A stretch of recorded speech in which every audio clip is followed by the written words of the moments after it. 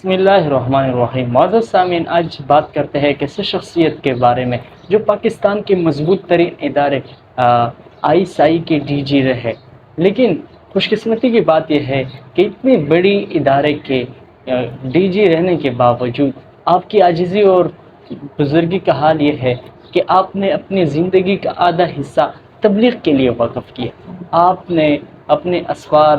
اور آپ نے اپنی اوقات اور اپنے لمحات کو قیمتی بنانے کے لیے آپ تبلیغ کے ساتھ جڑ گئے۔ تبلیغ وقتاً فوقتاً تبلیغ میں سہ روزہ اور اسی طرح چیلہ اور اسی طرح سال اندرونی سال اور بیرونی سال کے اہتمام آپ کی زندگی کا اہم فریضہ تھا۔ معزز سامعین، اتنے بڑے عہدے پر فائز ہونے کے باوجود آج جس شخصیت کا ہم تذکرہ کر رہا ہے وہ ہے DG ناصر جاوید۔ معزز سامعین، اس کے علاوہ اس کی کافی خدمات ہے۔ اگر آپ دیکھیں تو DG ناصر نے جو اپنی چھٹیوں میں جس وقت وہ فارغ ہوتا تو وہ آ کر علاقوں میں لوگوں کی مسائل حل کرنے کے لیے مختلف طریقے سے کوشش کر رہا تھا، یہاں تک کہ کئی مساجد اس بندے نے تعمیر کروائے اور مدارس تعمیر کروائے، اور اسی طرح وہاں کے لوگوں کے جو مسائل ہیں ان کے لیے دن رات بھاگ دوڑ کی اور کوشش کی۔ ایک ایسے شخصیت کہ جتنے بڑے عہدے پر فائز ہونے کے باوجود جب تبلیغ کے اسفار میں جاتے تو کوئی پروٹوکول یا کوئی عزت کے پیچھے اس کو نہیں تھا، بلکہ سادگی اور عاجزی کے ساتھ جس طرح باقی ہمارے تبلیغی ساتھی ہیں ان کے ساتھ سفر کرتا اور ان کے ساتھ گشت پر جاتا اور لوگوں کو دین کی دعوت پہنچانے کے لیے کوشش کرتا تھا۔ یہ بزرگ شخص لاہور کے رہائشی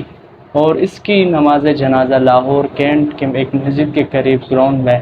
اس کی نماز جنازہ ادا کی اور عشاء کی نماز کے بعد اس کو سپرد خاک کیا۔ معزز سامعین، دیکھیے یہ زندگی کا سفر ہے، یہ مختصر ہے، یہاں سے ہر ایک شخص نے جانا ہے۔ اس موت کے بارے میں حقیقت ہے کہ اس کے بارے میں کوئی بھی دنیا میں سائنسدان ہو، ڈاکٹر ہو، انجینئر ہو، کوئی بھی ہو، اس دنیا میں اس موت کا انکار نہیں کر سکتا اور نہ آج تک کسی نے انکار کیا ہے۔ تو اس دنیا کا سفر مختصر ہے۔ مجھے اور آپ کو چاہیے کہ اگر ہم جس بھی عہدے میں ہے، جس عہدے پر ہم فائز ہیں، ہم دیکھیے کہ ہماری زندگی کا اکثر حصہ کہاں صرف ہوتا ہے، ہم اپنی زندگی میں کہاں اپنے اوقات کو صرف کرتے ہیں۔ دیکھیے کہ یہ شخص ناصر جاوید کے نام سے کہ جس نے اپنی زندگی کا حصہ تبلیغ کے لیے بھی وقف کیا، لوگوں کی خدمات بھی کی اور ملک کی خدمات بھی کی، یہاں تک کہ ملک سے باہر بوسنیا کے مسلمانوں کی مدد کے لیے جب کارواں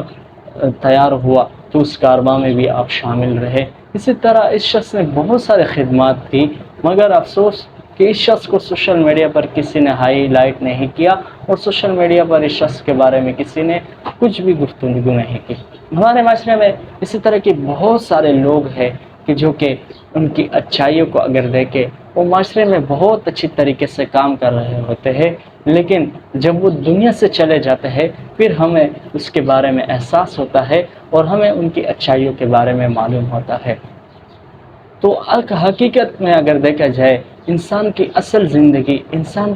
زندگی وہ ہے جو وہ آخرت کے لیے تیار کرے۔ یقین مانیں 1446 سال گزر گئے، آج بھی ہمارے ہاں اگر دیکھا جائے ان لوگوں کا زندہ تذکرہ زندہ جاوید ہے کہ جنہوں نے دین وطن کے لیے کوشش کی اور جنہوں نے اپنے اوقات دین وطن کے لیے صرف کی اور جن کے اندر یہ جذبہ تھا کہ اللہ کا دین اس دنیا میں پھیلے۔ آج بھی ان لوگوں کا تذکرہ، آج بھی ان لوگوں کو ہم فخر سے یاد کرتے ہیں۔ یقین مانیں کہ آج وہ لوگ جنہوں نے دین وطن کے لیے کوشش کی اور جنہوں نے دن رات اس دین کے لیے فکر کی، آج بھی ان کا تذکرہ زندہ ہے۔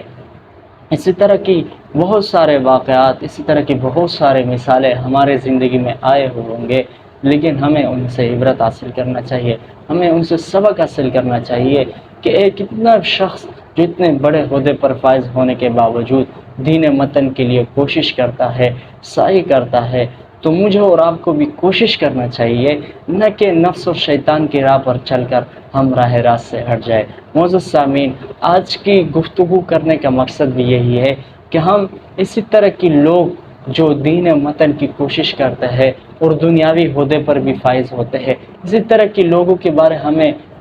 گفتگو کرنا چاہیے اور ان کی زندگی پر غور کرنا چاہیے کہ آخر انہوں نے اس زندگی کس طرح ممکن بنایا، آیا ہم آج اس کی طرح زندگی گزار سکتے ہیں یا نہیں سکتے۔ معزز سامعین، امید کرتا ہوں کہ آج کی یہ گفتگو آپ کو پسند آئی ہوگی۔ چینل پر نئے ہیں تو چینل کو کریں اپنے ساتھ سبسکرائب۔ ملتے ہیں اگلی ویڈیو میں، اللہ حافظ۔